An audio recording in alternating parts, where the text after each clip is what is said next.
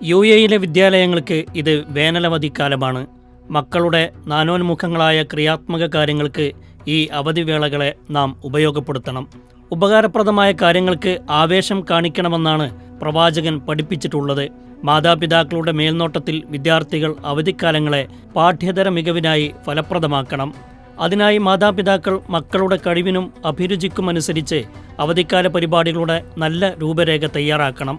പ്രഥമമായി ചെയ്യേണ്ടത് മക്കൾക്ക് പരിശുദ്ധ ഖുർആനുമായി ബന്ധമുണ്ടാക്കി കൊടുക്കലാണ്. അതിനായി രാജ്യത്തെ മതകാര്യ വകുപ്പിന് കീഴിലുള്ള അംഗീകൃത കേന്ദ്രങ്ങളിൽ നടത്തുന്ന പഠന ക്യാമ്പുകളിൽ മക്കളെ പങ്കെടുപ്പിക്കണം. ഖുർആൻ പഠിതാക്കളെപ്പറ്റി അവർ അള്ളാഹുവിൻ്റെ സ്വന്തം ആളുകളാണെന്നാണ് പ്രവാചകൻ പഠിപ്പിച്ചിട്ടുള്ളത്. മക്കളെ അറബി ഭാഷാ പഠനത്തിൽ തൽപരരാക്കുകയും വേണം.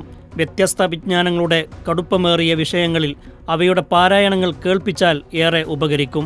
സ്വഭാവ സംസ്കരണത്തിന് ഉതകുന്ന കഥകൾ വായിപ്പിക്കുകയും വായിച്ചു കേൾപ്പിക്കുകയും കഥനം ചെയ്യിപ്പിക്കുകയും വേണം.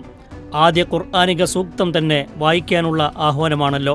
മക്കൾ സ്മാർട്ട് ഉപകരണങ്ങളിലും ഗെയിമുകളിലും ആസക്തരാവുന്നതിനേക്കാൾ എത്രയോ നല്ലതാണ് വായന. അനാവശ്യ കളിച്ചിരികളിൽപ്പെട്ട് സമയം കളയുന്നതിനേക്കാളും ഏറെ ഉപകാരപ്രദവുമാണത്. മക്കളുടെ നൈപുണ്യങ്ങളും കഴിവുകളും ഉത്തേജിപ്പിക്കണം. അതിനനുസരിച്ചുള്ള പഠന ശിബിരങ്ങളിൽ മക്കളെ ചേർക്കണം. ശാരീരിക ക്ഷമതയ്ക്കായി താൽപ്പര്യമനുസരിച്ച് അവരെ കായിക ഇനങ്ങളിലും പങ്കെടുപ്പിക്കണം. ജീവിതഘട്ടങ്ങളിലെ ഉത്തരവാദിത്തബോധമുണ്ടാകും വിധം ബാധ്യതാബോധ്യം അവരിൽ വളർത്തിയെടുക്കണം. എന്നാലാണ് അവർ ഭാവി വർത്തമാന കാര്യങ്ങൾ പോസിറ്റീവ് ചിന്തയോടെയും കാര്യഗൗരവത്തോടെയും കൈകാര്യം ചെയ്യാൻ ഉതകുന്നവരായി മാറുകയുള്ളൂ. മക്കളെ കുടുംബകാര്യങ്ങളിൽ ഉൾപ്പെടുത്താനുള്ള അവസരമാണിത്.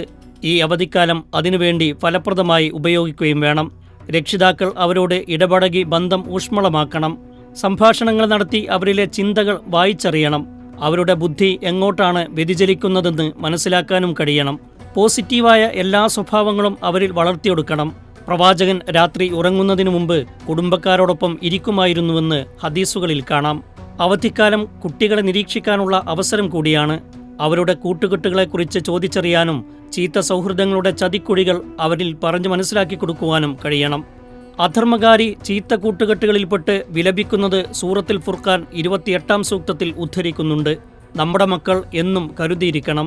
ചിലപ്പോൾ വിശ്വസ്തരായ ഉപദേശകന്റെ വേഷത്തിലായിരിക്കും തെമ്മാടിയായ ചെങ്ങാതി വലയിൽ വീഴ്ത്തുക.